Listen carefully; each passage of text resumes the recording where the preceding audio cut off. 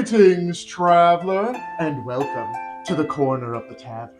I'm Patrick, and this is Key. And tell me, my friend, what will we be brooding over today? Oh man, the many mistakes I've made in my life. A lot of them very recently I've discussed with you, but there are some occasions where I do look back and realize, am I the asshole? Yes, and I figure, given that we're both such judgmental bitches, That's true. it would be perfect for us to judge other people on whether or not they are the asshole consensually because they are asking for it. Okay, we're not giving in our input unwanted. They are asking the question, am I the asshole? Yes. So specifically in the terms of D&D. Yes. But first, there's one asshole who is not amongst us today. That is true. We are missing one of our assholes. Yes, and I deem him asshole for not being here. Is that just gonna be a running gag? Yes, anyone who is not here, I talk mad shit on because I'm a fucking bitch, as we have already established. But I think I don't have much more to say on that than that. So I mean, unless you want to comment on it. You know what? I'm on my Thorfinn. I'm on my Thorfinn grind right now. I'm trying not to have enemies. I have no idea. Yeah, it's Lent. I'm getting through some bad times. I'm trying not to have enemies. Gotcha. Well, call me Ascalad because I'm already too far gone. Yeah, you already shot him dead. Yeah. But all right, let us get into our first story then. Our first judgmental story. What is it titled? Am I the asshole for being bad at D&D? Before we read it, yeah, let's judge a little. All right, so based off that title alone, if you're bad at D&D, you're not really the asshole because if you can't play the game right if you don't know, and that's where it falls onto the community of the players that, like, for the more experienced players of the group, is to help guide the new players into being good. So if your DM or whatever players are at the table aren't, guiding you along, if you're a new player and aren't figuring things out, then I don't know, man. Again, we haven't read the story just yet, but yes, I wouldn't say that you're the asshole if you're just bad at the game. Yes, you have the option to grow and get better. Yes, just going off the title before we read it, I'm going to say no, but with the caveat of, are you trying to get better? That's where my... Are you willing to be better at the game? Yes, that is where my decision in this lies. But if you come in and you're like, I'm bad, but I don't really care. I'm just going to sit around and fuck it up anyway. Yeah. It's like, well, then you're just going to be a nuisance to play with. Yes. So let us see. All right. So, are you the asshole for being bad at D&D? So this person's using a throwaway account. So I've been playing D&D for about 2 years and have had a long string of player characters that have died during the campaign. I think the count is at 6 or 7. 6, 7. No.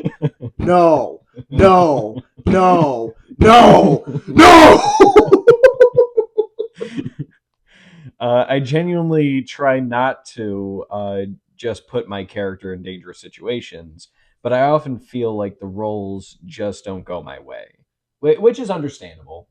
Because there are times where it's like, man, I really want to open this door stealth. I've had this happen to me before, and I built my characters around this kind of stuff. Is like, man, I want to open this door stealthy, or I want to do this like trap or something so that we don't fuck ourselves up in a hallway or something. And you just flop the roll, and it just... Yeah, you're not an asshole for having bad rolls. Yeah. You're an asshole for not getting new dice. That's what... yeah. You gotta invest more in the dice. Because dice juju's a real thing. I learned that the hard way. Yeah, I had to start swapping around. And guess what? My rolls got better. Hold on, let me find my place here. Yeah. First one was a barbarian, and I was going reckless for every attack, and then the bad guy got some good rolls and just crit me a few times in a row. Very real. Then they finished me off. Coup de grace. During death saves. So yeah, coup de grace. The other one, I decided to try being a bard, got silenced and immobilized. Okay, your DM seems like he's kind of like aiming at you. Yeah, that's targeted. Yeah.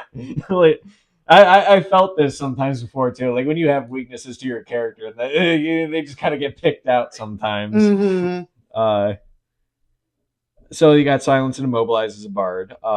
Then some generic low level guys just came and beat me up, and I was not able to fight back at all.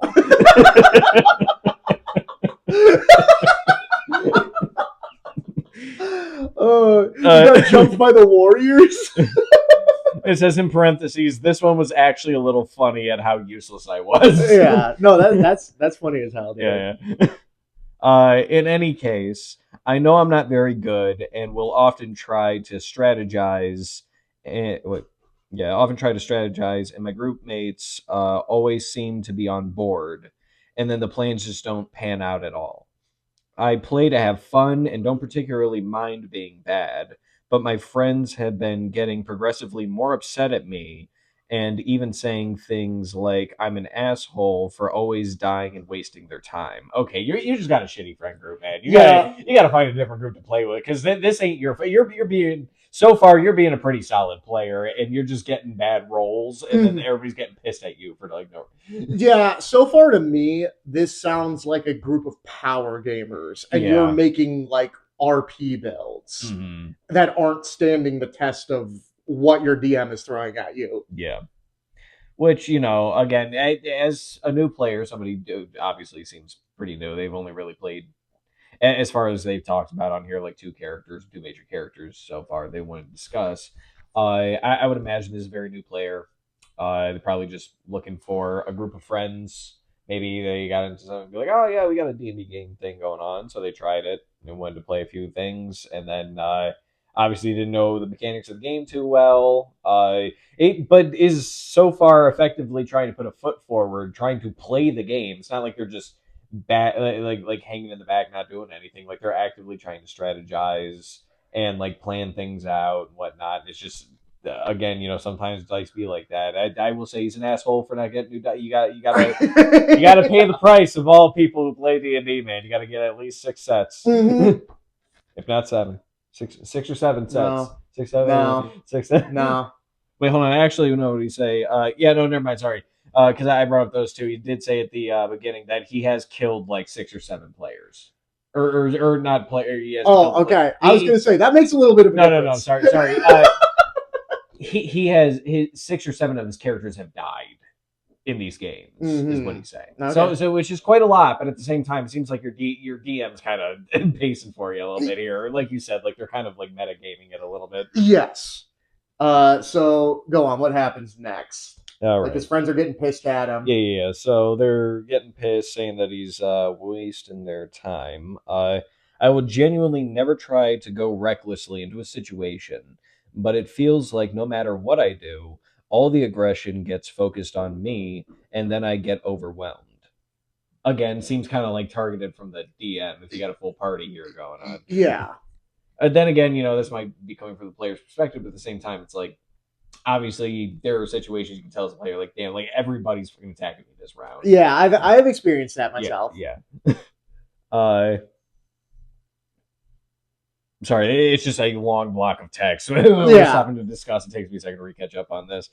The obelisk, it's just, I've got to peer into it for an extended period of time. Yeah, you're not an arcane build, so. I'm the cleric with like I can use level like up to level 3 wizard artifacts. Yeah. Speaking of which, happy Lent. At time of recording. Yeah, time of recording. Whenever you guys see this, hopefully you've had a happy Lent if you practice. I'm just buying time. I'm trying to find it in the text. I'm sure. I'm stalling. You know what? Fuck it. I'm taking a drink too. I'm getting thirsty. None of this is getting cut. The pre-game shot we did, I need something to chase that thing down, dude. That was burning. Yeah, man.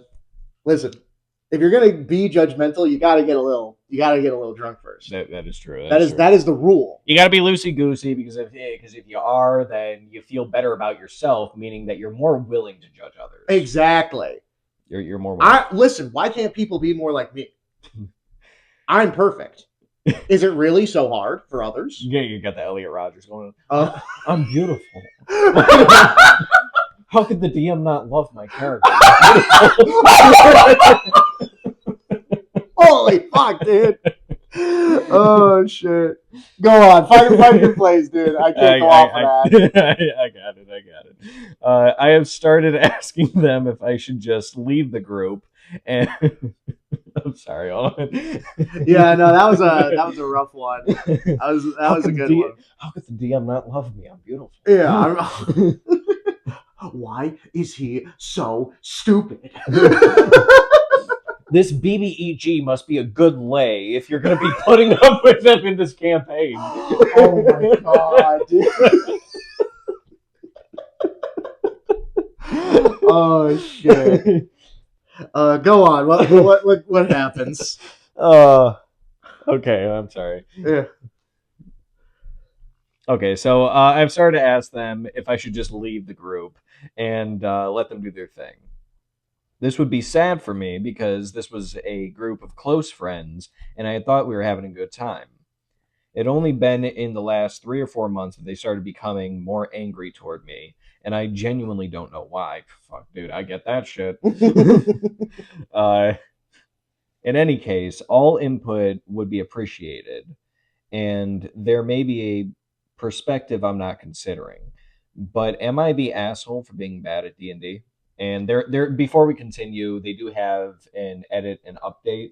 So let's give we'll discuss the initial post and then we'll get into the update. Yeah. So I mean, in my opinion, not the asshole. Totally. I would say totally not. No, yeah, he's got a stingy group of friends that are just getting pissed at him for no reason. Like I get it if you guys are like, oh man, we really want to make it through a campaign with like all our party, and like one guy keeps dying, but it seems like all this shit's like seems to be targeting on him. Well, and also, like, you can't get pissed at somebody for a bad dice roll. Well, and also he asked straight up, should I leave? Yeah. And they were like, no. So like that's on them at that point. If their issue is with him and you know they're all running like top tier metagame builds, yeah, and he's just like, you know what I mean? Like he's more role play focused, or he doesn't know the game well enough to make metagame builds. And he asks straight up, he says, hey, listen, this doesn't seem like the game for me. Should I leave? And everyone's like, no, dude. No. But look at this asshole over here dying kind of stuff. Yeah, so then that's on them at this point. That's my opinion. Trust me, I understand how confusing it is to have, you know, to be attacked for stuff that you just don't genuinely know why. And like it can be very frustrating in this sense. I get where he's coming from, where it just seems like an unwarranted amount of hate placed upon him. That does seem to be the case. And he does have like a power gamey group of friends, and apparently close friends, from what he said. You like as a group of friends, like especially even like when I'm playing with you guys, like even the campaign that we were currently running, it's like, oh, this is going to be a tough campaign, so we're going to like metagame build the characters that we're making. Yeah. And if like the group themselves are making that decision or tend to play like that, then they should discuss that with this player. Like, hey, we prefer if you tried to shoot for one of these characters, like or like a build something like this, so that way this guy can sit there and enjoy the game with his friends. If they're like, you know, maybe not build an entire character for him, obviously, but like give him the time of day and like the guidelines to try and actually make a character that can last if that's the issue you guys are having. Yeah, it sounds to me like they're just making him the group punching bag, because even just certain instances of like it sounds to me like he's being targeted like outright by the DM. Like, oh yeah, no, he said, yeah, I got like paralyzed, immobilized, and like yeah, I got paralyzed, immobilized, silenced, sick. I got my dick cut off. I got my balls cut off. I got yeah. He got fuck, what's his name? Theon Greyjoy mid combat. They cast like hold Percy, just goes over there, starts cutting shit off. Yeah, it's like it's just like, all right, dude, cool. Like, why the fuck? You know, everybody else is playing D&D, and I'm playing like Saw. And that's the thing too, is it's like he's not being a passive character or anything. From what he's described, he seems to be very active in trying to, like you said, like strategize and stuff like that, which is a very, in my opinion, a very fun part of playing D&D is the puzzle solving, is to like work your way around an encounter. Like, sure, I really like the role playing aspect, and the combat can be very fun if you built your character well enough for it. But honestly, like the most joy I get out of D&D is just being able to solve the puzzles or being able to workshop a solution for the abilities I have, or to be able to get around a situation that I feel would be more difficult if we faced it head on. Mm-hmm. And I'm somebody who, at first, I'll admit, I was when I first started playing D&D, I was very anti metagame. I was Mhm. very, you Don't get me know, wrong. I prefer role playing characters too. That's what I tend to play. But yeah. But I was very like metagamers are bullshit, all that stuff. But I have come to find an appreciation for it, and I like doing it from time to time now. But that being said, like this isn't even that. This is like the group's being a dick, just mhm. from my opinion.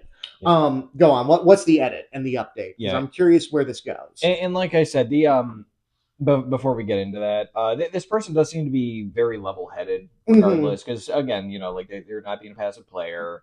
They asked if it would be better for them to leave. It seems like it's causing this That's issue. the part for me that basically Party. absolves them of all Yeah, wrongdoing at this point, is because they said straight up, like, "Hey, should I leave? Is this not the game for me?" And everyone's like, "No, and no." then even at the end he's like, look, please, I'm just trying to understand what's going on here. Like, maybe there's a perspective I'm not seeing in this where like I might actually be wrong. Like, I Mm-hmm. need you guys to like help me out. And it's just like he seems pretty level headed. Yeah, Like this would be a good player to have in your party if the like that, like a new player, just help them settle in a bit. They'd be a good time. yeah, no. So this is, I mean, again, like before the update, not the Mm. asshole. Let's see if that changes. Like if, like in the next part, he's just like, I killed all my friends, IRL in Minecraft. Go on. What goes on? He said the PewDiePie word. Yeah, he's talking like DSP at the table. Oh He's no. making like the remarks from like anytime like the DM brings up like player or like NPC races and stuff. Yeah. No, no. Just move on. We can't go. We can't delve into that. Oh, come on, man.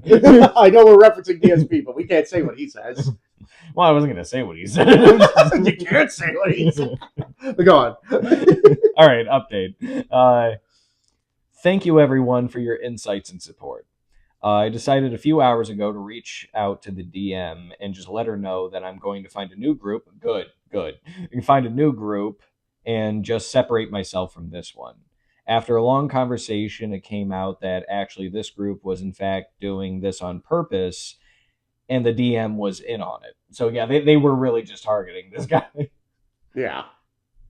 And I'm not surprised. Yeah, honestly, like, I mean, it's obvious in hindsight, but I get, like, he's the one writing this, so he's like again, is there like a perspective I'm not seeing? Yeah. Uh, she ultimately told me because she says she felt guilty that it went so far, but this explains her lack of insight or help, I guess. Apparently, this group had trouble getting through fights encounters, and the DM got frustrated that this was interfering with her storytelling. Then, when I came around, they found that having all the enemy attention on the new guy allowed the real players to explore their stories and encounters without having to retreat all the time. It was really just like like a training wheel punching bag, so they could feel like special snowflakes. That's Wow. retarded. I feel so bad for this guy. Yeah, that's insane. Uh, Hold on. Yeah, Uh, that's crazy. Honestly, it seemed like something convoluted. It seemed like some convoluted logic to me, and I'm assuming they're just. It threw me off a little bit. Hold on. It seemed like some convoluted logic to me, and I'm assuming they started expressing this anger towards me as a way of keeping me useless via insecurity of my experience and decisions. This inevitably made me feel like it was my fault, and then when my decisions stopped killing me, they would just allow my character to gradually die off or not equitably distributing help. Equ- Equility. I get what they're trying to say. I don't think that's a real word though, but maybe we're just dumbed Equat up. equata. Wait, hold on. Equally, but Yeah, like, gotcha. Yeah, it's yeah. just a fancy way of it. We're dumb. We haven't invested in our intelligence stats. Listen, we're a cleric and rogue. Int is not a Yeah, high yeah, yeah. priority. I'm a wisdom guy. So to equally distribute help. Okay. In any case, I'm definitely out of this group, and they definitely are not my friends. Good Yeah. decisions. This has made me really confused because I just don't really understand why they had to go about this in such a hurtful way. But I appreciate everyone for helping me get the courage to talk to them and push hard enough to actually get some truth. Again, I don't want to be going into any of my personal stuff, but there's a lot in here that I'm like, man, I just went through a lot of very similar things in Hmm. my personal life, and I'm feeling for this guy because, like, Yeah, it's. This is an insane story for a couple of reasons. Because first of all, it is yeah, insane. it's like some it's like some OP. 40 yeah Hello, OP. yeah, it's like 40 chests to make this guy hate himself and be insecure, so that way you can like role play your characters because you can't fight. That's like the stupidest shit I ever Well, heard. it also sounds like to me, this DM sounds like dog shit. Oh yeah. Like this honestly sounds like these people are good and they aren't absolved of being Mm. assholes. However, so obviously not the asshole. Original Oh opinion yeah, still yeah, yeah. stands. Yeah. Not Oh yeah. OP. You're not an asshole. Yeah. yeah. I hope you found a great group and that they helped you learn the ropes of the game a bit better and you're having fun playing your characters because you deserve it, man. It seemed like you were trying to be a good player there. Yeah, this is I mean, but like so this doesn't absolve those first group of Oh yeah. people. However, this all seems to me to string back to the DM only Hmm. because like the reason that they kept this guy around and were dicks to him is because the DM made encounters so impossibly hard and Hmm. so impossibly targeted that it's like, okay, there needs to be a frontline punching bag Hmm. to just get the game to move. So I Like, guess really, this whole game should have dissolved, in my opinion. Go So on. I guess it's actually the opposite of what we were speculating is that they're not a bunch of power gamers, that they are actually a bunch of role play gamers. Mm-hmm. And yeah, but that's just it, is because they are role play gamers. They probably haven't invested their characters to be effective in combat. So yes, like the DM, if they wanted to explore more of the like role play storylines they had planned out for not only what they wanted to tell in their campaign, but to help their or to allow their character to allow their players' characters to grow in the way that not only the players wanted them to, but the DM wants them to in the sense of the story. They should have, as a DM, made the encounters like dialed back in Mm-hmm. order to like if they threw a bunch of stuff at their players and they realized, oh wow, they're not getting through this, or like they're having a really hard time, but we want to continue through these characters and that's what we're having fun about this game, then they should have that as a DM they should have dialed back a little bit in order to allow the characters to do that and just kind of make it a more role play focused game with a little bit of combat thrown in there just for the fun of it. Mm-hmm. But to just bring in somebody who is supposedly one of your friends and then playing like this fucking like 40 mind game of like trying to make them feel insecure and admitting this to him too. Like this wasn't like he was overthinking and speculating this is what they're doing. Like they like he pushed hard enough for them to admit that this is that they were actively trying to make him insecure about Mm-hmm. himself as a player so that way they could feel better about themselves is just ridiculous. Yeah, this whole story is unbelievably stupid, and there's not much more I can say about it. You know what I mean? Like bad players, bad DM. I would have went on a DSP rant. Oh I would have man. been at the table like I left my webcam on.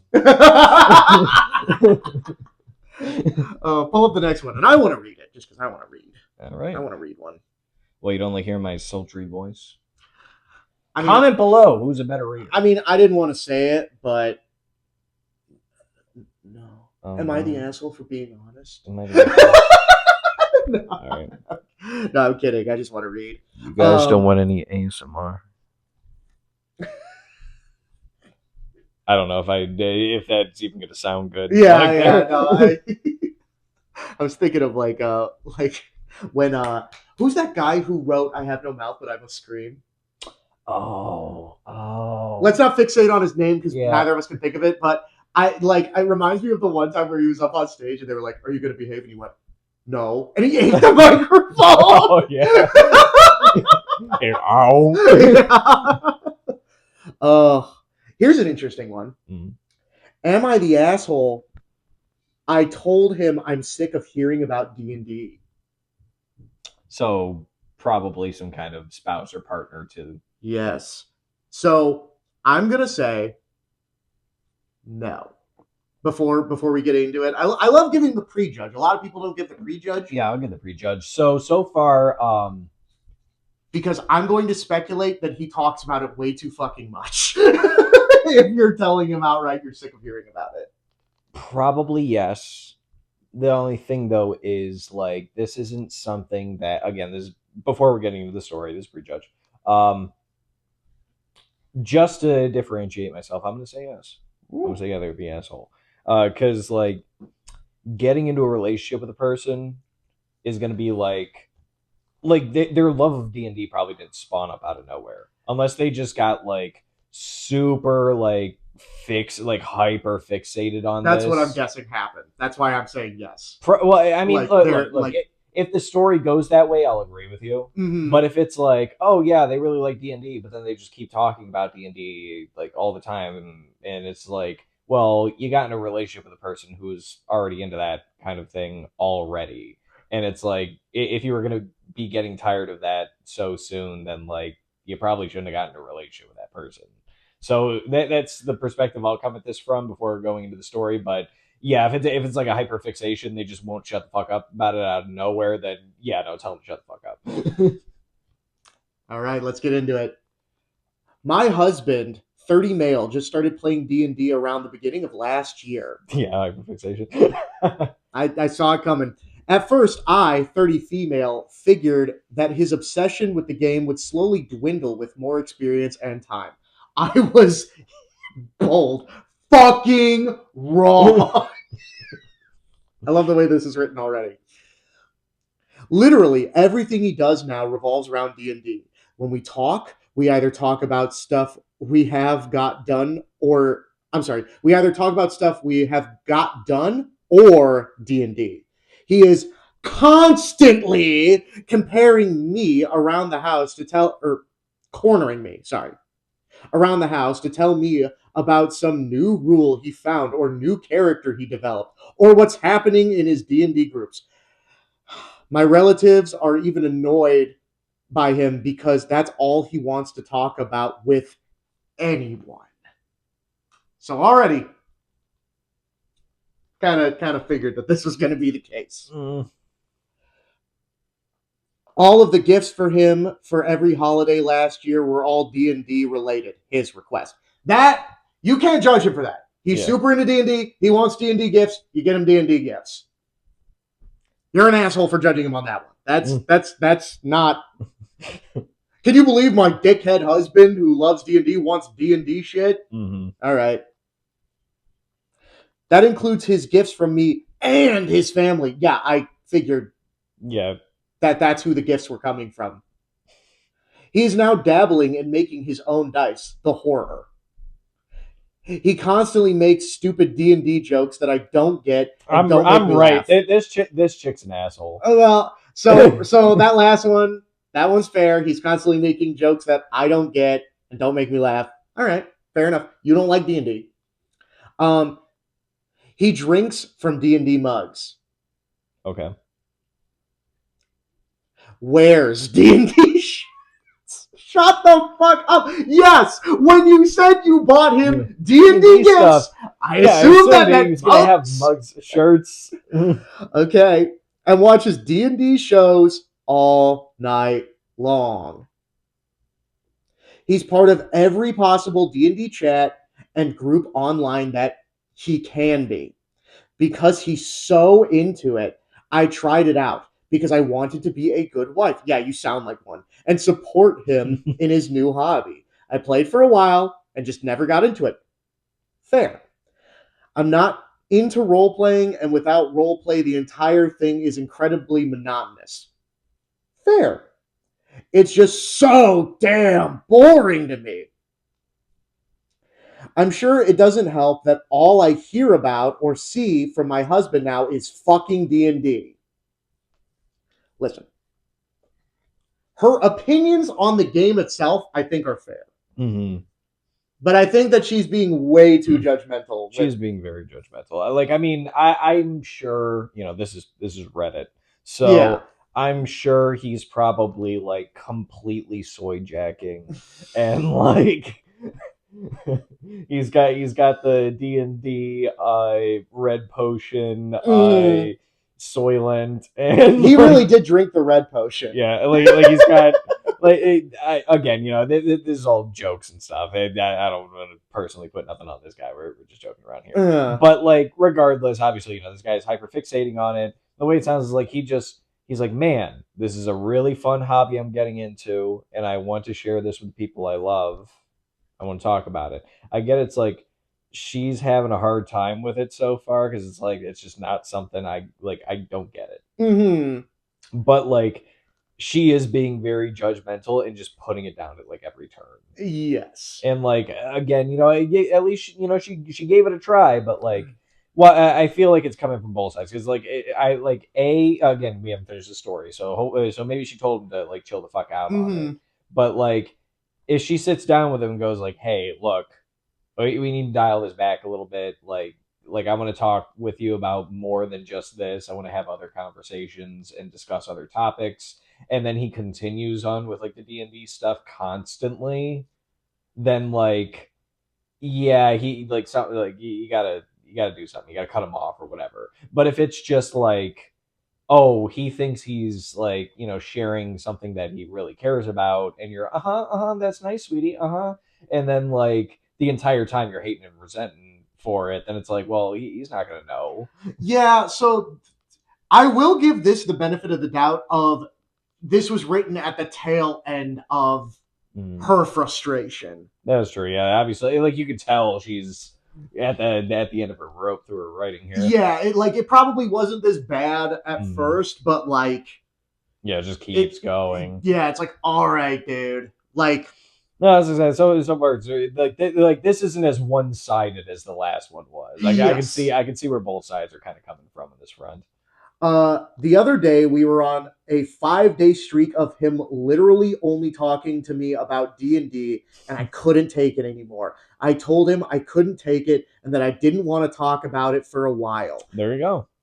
I told him I was happy that he found something he really loves and is interested in, but that I'm not into it. And though I don't mind hearing about it every now and then, so you lied to him. Because that certainly is not what you said in this post at all. Yeah. But uh, I'm sick of it being the only thing we talk about. That is fair, though. Mm. He said he understood, but now he's upset, and I feel like a bad partner. It sucks hating something that your partner loves. I guess the only reason I like it at all is because he likes it, and I also feel bad because it's really only his only outlet. He lost a really close relationship last year, and I've been really sick. So reality is very stressful for him. Reality is very stressful Yeah. for him. I didn't know where that was going. That's why I said Yeah. it fucking weird. He also works and goes to school. I want him to have this outlet because it's keeping him somewhat sane, but I seriously can't take it anymore. It's all I hear about, and it gets bad enough that I don't want to be around him or talk to him. Am I the asshole? So, after hearing the whole thing, Mm-hmm. everybody sucks here, in my opinion. I agree with that. I will say like this isn't just like a relationship they're in where it's like, oh, we can separate and stuff, right? Mm-hmm. Like it's like, look, I'm not really getting into the vibe of what you got going on here anymore. We gotta like separate and whatnot. But what gets me is the fact that like they aren't married, Mm-hmm. and the thing is like through that marriage you should be working with each other, and part of that is like she mentioned he went through some very hard times recently, Mm-hmm. and this is like his outlet to get away from that. Now, I again, like everybody kind of needs a retreat sometimes, but like, and I'm not going to be batting 100 for this guy here because he is also in the wrong. Like, there comes a time and a place where like you just got to dial it back and just shut the fuck up. Yeah. Like you don't got to be spazzing about it 24/7 all the time. Hmm. To like And that's coming from every us. yeah Guys from dressed like us. us doing this podcast that you are watching right now. Yeah, you don't gotta spaz about it 24/7. All right, like you can cut it back just a little bit Yeah. for the sake of those around you, and so like this guy does need to dial it back. Keep his outlet to his outlet, and like while yes, at first it's like oh I can try and engage with this with like my wife or whatever, but like after she like clearly showed signs of like I'm not really into this and like I don't really want to engage with it, then it's like okay, well then you can take that piece of like I enjoy this thing and I will enjoy this thing with those who I can discuss it with and I'm glad you support me in this, but I will not burden you with like Hmm. throwing it all on you all the time. Whereas then at the same time on like her end, it's like you're married to this guy and he's going through some hard like he went through like some hard times and stuff. Hmm. Like you gotta work through them with that. And it's like I like there's more that I'm sure you could probably even do as a partner to him to help comfort him through certain things that he's gone through as opposed to just iPad teaching him like people do with like their kids where you just kind of give them a distraction and let them fold away from actually facing the things they need to learn about. And it's like, oh yeah, go ahead and be distracted and zone out for a little bit, hubby, to make yourself feel better, but don't come bring it over to me. Here's the thing though, is listen, in person, she communicated her feelings. She gave it a try. Mm-hmm. You And know, she did. That's what I said before we even finished the story. That like, if she sat down and told him like, hey, mhm. dial it back, and she did. So that is And she respectable. put up with it for a long time. The only reason that I'm judging her as any kind of asshole is because she was being like a super judgmental dickhead about like his presence and Yeah, how he yeah. spends his time. Like, okay, like listen, really, who gives a fuck if he hyper fixates on this? Who gives a fuck if he drinks out of the mugs and wears the Mm-hmm. shirts and all this shit? Who cares? I'm willing to say, listen, you hate D&D, which Mm-hmm. is a fair opinion, and you don't want it to be the only fucking thing your husband talks to you about. Mm-hmm. And it like because it's already something you hate, and if it's the only thing he talks about, and you're living with him, that's all fair, Yeah. right? So like I'm willing to say he's definitely more of the asshole in my opinion in this Mm-hmm. situation. The only reason, like I said, I'm judging her any kind of asshole is because she's going so over the top hater with it that Yeah. it's like, all right, you can calm down. Like he requested D&D gifts, like from not just me, but his family. Family. And now he wears the shirts and he drinks from the mugs and he makes the dice. Who gives a fuck? Exactly. Yeah. It's like, oh wow, he's using the gifts that he asked for because he really wanted them. And what What gets a me, dick. yeah, what a dick. But what gets me too is that he's literally making his dice. Mm-hmm. Like that's a hobby in of itself. Like that's something yeah, sure, it's still D&D related and whatnot, but it's something even just away from the game itself a bit. That's like some crap. Yeah, It's that's like like crafting that's on his own. Like trying to do something to occupy his time, even if it is related to a hobby he enjoys. It's something different, and like mm-hmm. that like again this is what I'm talking about like it's not just like oh it's a relationship and it's like man he really gave me the ick with all of this and we like things are just kind of done. It's like no, you guys are married, you got to work this shit out. Like Well, and it sounds like they are, but again, it's just like again, listen, this sounds like it all kind of went through, and it doesn't yeah. like realistically, there's nothing that can be done here. She communicated his feelings. He said, "I understand, but I'm sad about it." I think that that's just kind of where you leave it. Yeah, and same thing like obviously he's gonna be like oh man I can't talk about it with the woman I love anymore or whatever, but at the same time it's like again, she's like, "Look, I just don't want to hear about it for a while," and that's what I said. Like, as long as she sat him down, and been like, "Hey, keeping it real with you, I Mm-hmm. don't dig this shit. Keep it away from me for a bit." And yeah, he's got a right to be upset about that a little bit, but at the same time, like, he'll get over it. Yeah. He's still like she said, he's in like every D&D group under the sun on like the internet. Like he's got places he can discuss it and go and engage in this hobby. It doesn't have to be around her all the time. Like, this kind of reminds me of my own personal thing, but this is a little bit different because I had the self-awareness to recognize it. So there was a period of my life where I was super, super, like, obviously I still like exercise now, but there was a period of my time where I was like obsessed with it. Like it was all I thought about was bodybuilding and building muscle and just numbers going up and all this shit. But at the same time, I never really talked about it with that many people unless I knew that they were also gym rats, because I knew that regular people don't care about the minutia of the repetition, the programming, the numbers, and all this shit. All the science behind it. Yeah, they don't fucking care. And it's even to the point where even now when I hit an insane number, and sometimes I tell people about it, they if they don't go to the gym at all, they go, "Is that impressive?" And I'm like, "Well, can you do that?" Really think about it for a second. Well, I mean, that is true. And at the same time, like you said, it's just one of those things where it's you don't really have a frame of reference. So it's it's I might not be able to lift however much. But at the same time, it's well, I'm not exactly sure where that would compare to somebody who does just lift regularly. So it's that it's kind of I guess where they're coming from. It's yeah, I might. It's yeah, but you could list off whatever number, and I'd still find it mildly impressive. Well, and that's the thing, right? That's no frame of reference. That's the only thing, right? Is because I'm not saying a number. I'm not throwing out a number that even your average gym rat because again, I recognize that that's boring to most people. But there was one period of time where I got my working weight on lat pull downs to be 405 pounds, which is very impressive. Yeah, and I'm just hearing 400 pounds should kind of trigger a thing in your brain of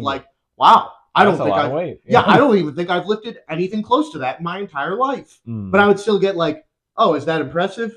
And it's again, well, yeah.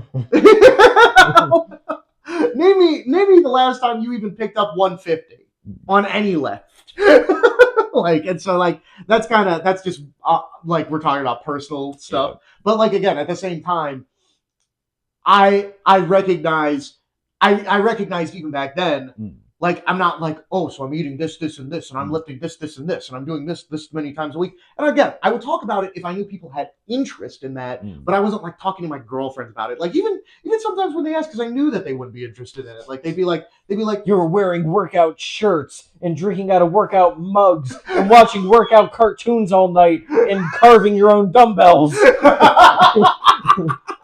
Yeah, really. Honestly, again, that's the only part that makes her an asshole for me. So again, I do judge this guy. I'm all right, you should have the wherewithal to be don't talk about this all the fucking time. Yeah. I get that you like it, and you have friends who like it. You can talk about it all the time with them, but your wife has now made it clear that this is not something she's into, and that's fine. You guys can have different interests.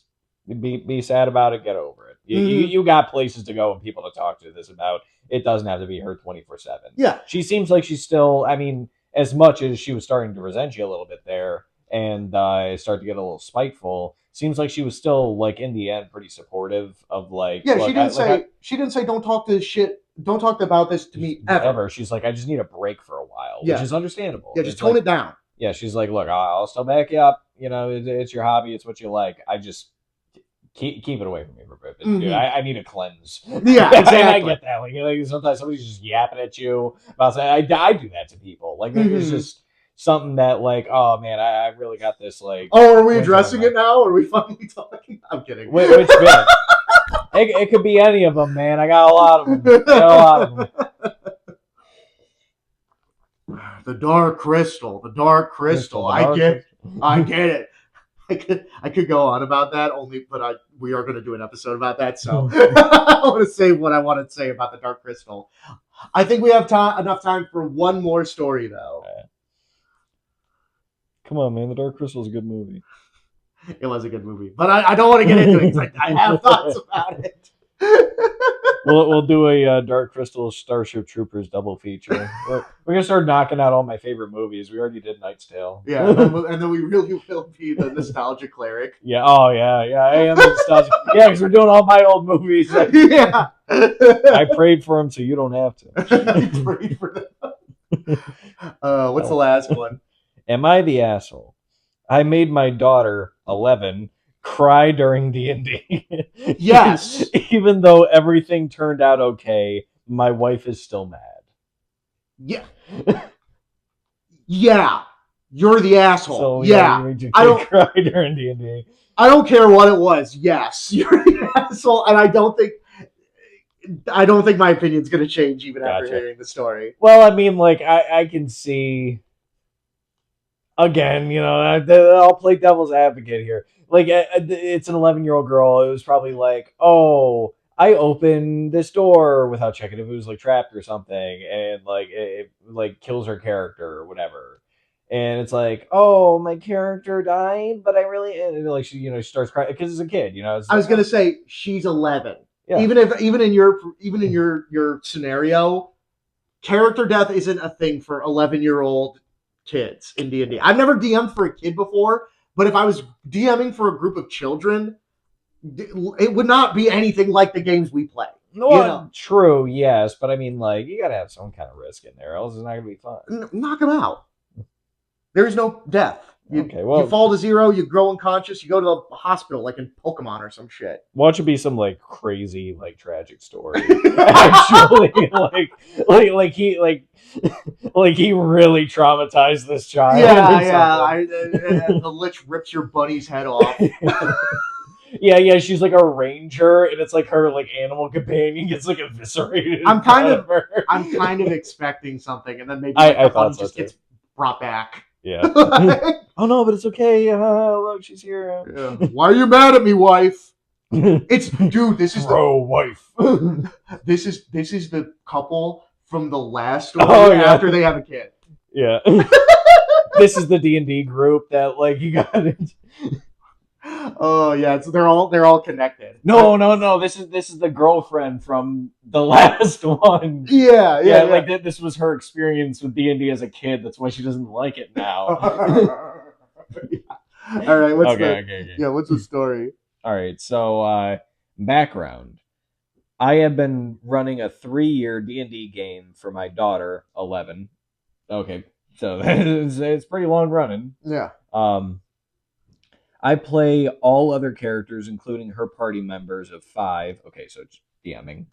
That's DMing. Yeah, but I get what he's saying. This is a one-on-one game with his daughter. Yeah, he's like DMPCing her party and stuff. So he's DMing all her party members, starting off their first adventure as petty thieves, but are now heroes, all with their own character growth over time. Her character learned early that is written a little weird. Her character learned early that her character was the target of a dark god that has severed her soul from her body. Important context. Okay. Keep that in mind. She and her band of reformed heroes have spent many sessions thwarting a hag. Finally, the hag kidnaps a young girl who is friends with the party. We start our D&D session last night, and my wife is present in the room. I narrate the events in her game. The party finds what they think is the hag's lair and is prepared for an epic fight to save the child, only to find the lair abandoned and the girl in a magical prison and a letter from the hag. The letter indicates that the magical trap will soon kill the girl and that she, my daughter's character, must choose her sorrow. The girl will be freed on the condition that 2 of her companions are sacrificed, or her life alone to be sacrificed. that seems a little extreme. I knew he was going to put some harrowing stuff in there for his 11-year-old. It's like, the little girl dies, 2 of your friends, or you choose. Live or die. Yeah. Yeah. Choose, hero, the woman you love, or suffer the little children. Yeah. They attempt a variety of methods to try to break the trap. Her companions range from efforts to wait, hold on. Her companions range from efforts to break it to resignation to be the one to sacrifice. Uh, these are characters I have been playing for my daughter for years, and she has grown to love them. My daughter started quietly sobbing as she realized there isn't anything her character can do. My wife sees and hears all this. I let her, 11, feel the range of emotions as she is feel the range of emotions as she is in what seems to be an impossible situation. Uh, do you have anything to say before I continue? No, keep Okay. going. Uh, I tell her that while she does have companions that said they are willing, she could decide that this is where her character's story ends in a heroic sacrifice. She starts sobbing. This would mean a permanent end to a 3 year story. 3 years of this child's life, mind you. Like they just they are like as a kid at that point, like that's a closely connected part of you. That is a portion of your life that is gone at that point. Yeah, Like we're talking from like 8 years old. That's what, like third grade. We're yeah. talking like third to sixth grade here. Keep going. Okay. I want to hear where this goes. Yeah, yeah. All right. So, I've been yeah, enthralled in this one by this yeah, guy's fucking ineptitude. yeah. This is actually really interesting so far. There's a permanent end to a 3 year story. I ask her if she wants to take a break to think. She nods and goes to her room. My wife then, clearly upset, tells me that I should not have done this and to present her with a solution that doesn't have consequences. I didn't want to cheapen the gravity of the story. I go to my daughter's room and ask her how she is. Tearfully, she says she knows what she will do. We start the game again, and she announces in character that she couldn't live with herself if she let her friends die and touches the hag's device that will kill her. I change the music to an ethereal soundtrack and narrate her seeing herself as if outside her body and the sacrifice she was willing to make restore her shattered soul with such magnitude and force that it breaks the hag's trap, and that her character felt an overwhelming sense of wholeness as her soul heals with this act of sacrifice. I see my daughter's visible shock, relief, and then joy as I narrate the captured girl's release and her own life and soul in. Wait, as I narrate the captured girl's release and her own life and soul intact, having broke the hag's magic.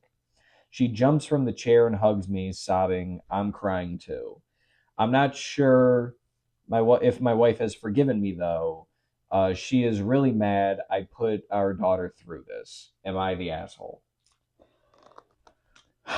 Okay, so I want to start off. I didn't want to interrupt because I wanted to get the full fucking context after hearing that story. I'm gonna say no. Here's what I'm gonna say. When the wife was like, maybe you should like just kind of like let this pass or whatever, he's like, Yeah. I don't want to cheapen my story. Fuck you. like, like this is a game between you and your daughter. Like this is like that's like a power gaming DM moment right there. I will say I didn't care for that. Like I have more to say, but I didn't care for that line out of him. I have something to say on that. Did you want to continue before? So all of that being said, you know, everything did work out, and she did experience a range of emotions. Her character didn't actually die. And you made her experience her character did die. Well, but she came back.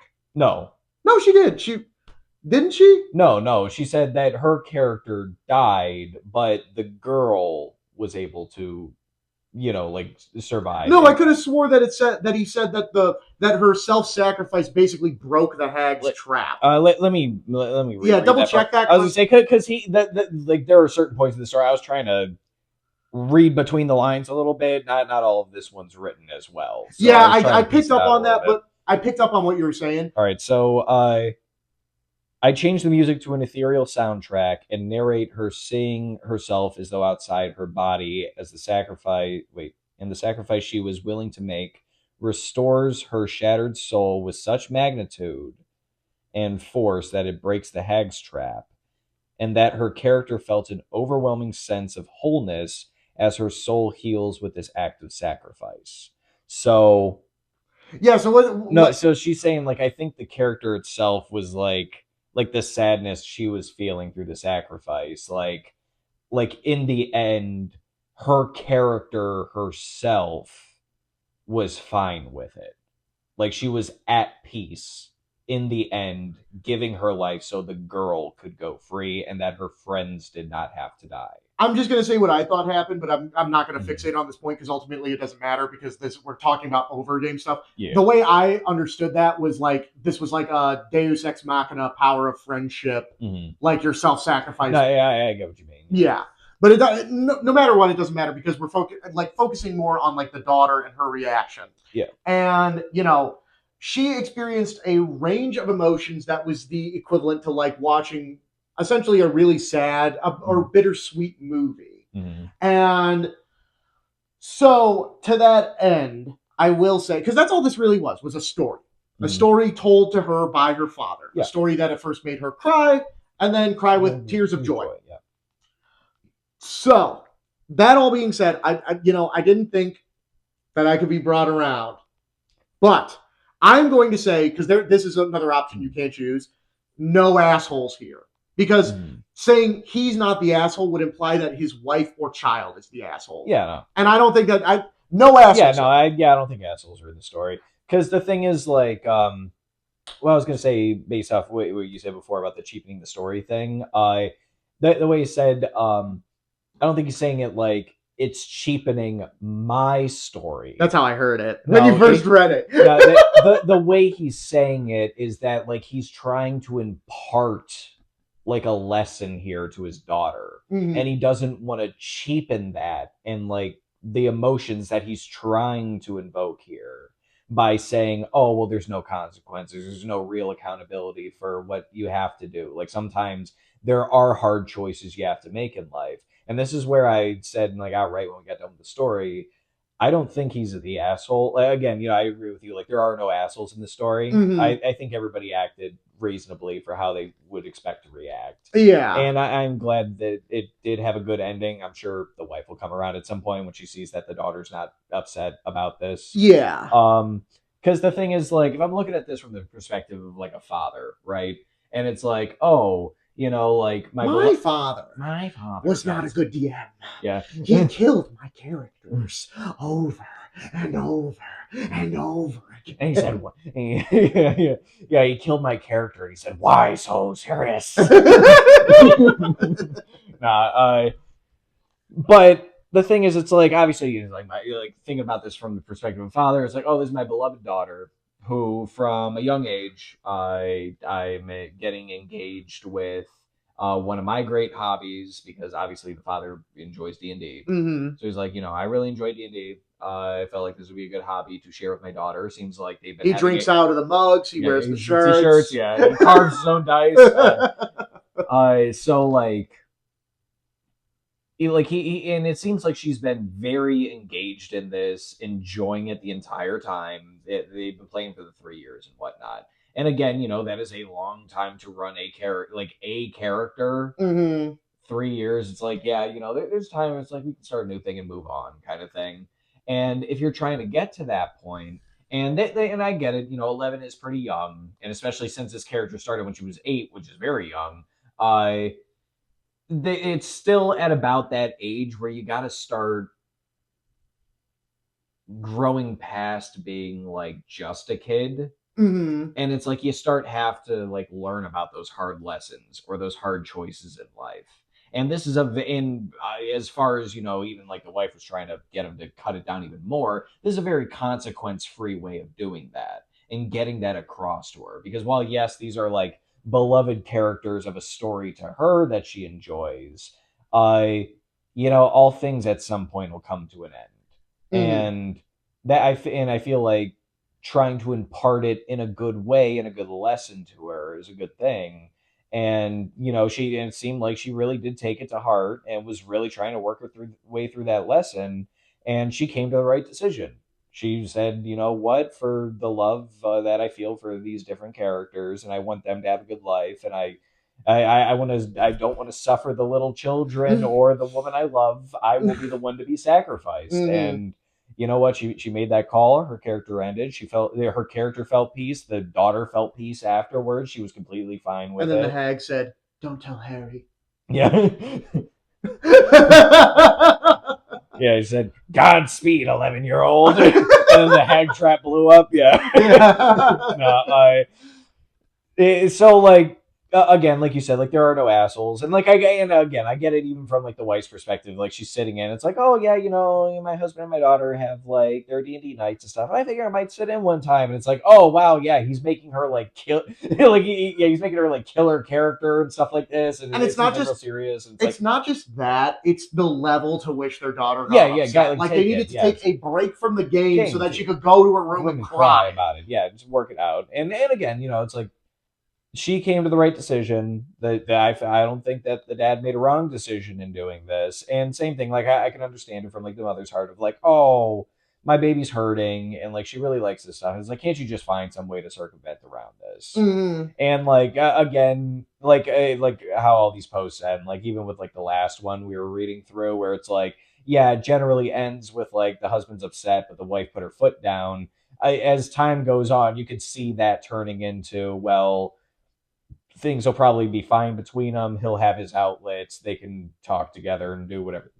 Sorry, excuse me. Mm. Whatever they need to do together, kind of thing. Same thing here is like, yeah, it might have seemed very heartbreaking in the moment, but like seeing your daughter come to terms with it, and then in the end still be, like happy with the outcome, and probably still going to be very excited to continue to play now that she gets to make a new character. I'm sure at some point the wife will come around and be like, yeah, like maybe she'll probably be like, okay, well, I don't think that was the best thing you could have done to her, but at the same time, like, I don't think she's gonna hold this over like her husband's head or anything Yeah, either. again, it's again, like I said, it's no assholes here. Mm-hmm. Everybody was well within reason in the way that they acted. Again, like it to me, what determined whether or not the father was an asshole Mm-hmm. is how the daughter reacted in the end. She liked it in the end. If the game ended with her blubbering in her room, and the dad's just like, damn, I guess she can't handle the game. Mm-hmm. It's like, all right, dude.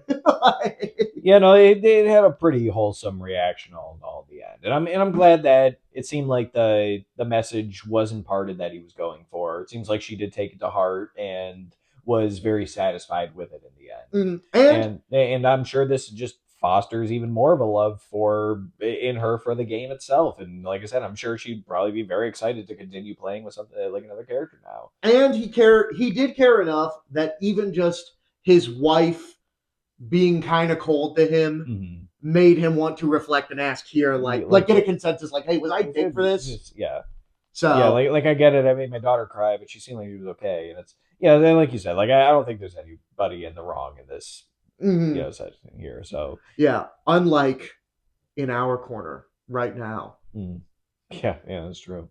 That the corner of this tavern is missing one asshole Yeah, plotted right here. yeah. So really, we've run through the whole spectrum because we had not an asshole, Mm-hmm. we had everyone sucks here, we had No no one's an asshole, asshole. and then we had you're the fucking asshole, Mikey. When you watch this later, you're the asshole. Cut the feed.